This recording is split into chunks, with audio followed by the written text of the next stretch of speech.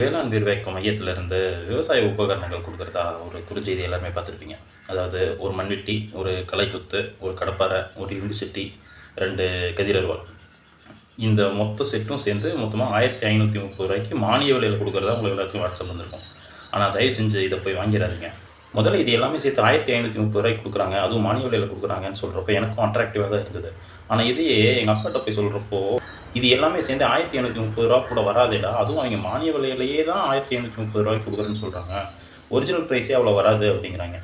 சரி, அப்பா சொல்கிறது உண்மையாக தான் இருக்குமா அப்படின்னு கடையில் போய் கேட்டால், நல்ல குவாலிட்டியோட ப்ராடக்ட்டே 1500 தான்.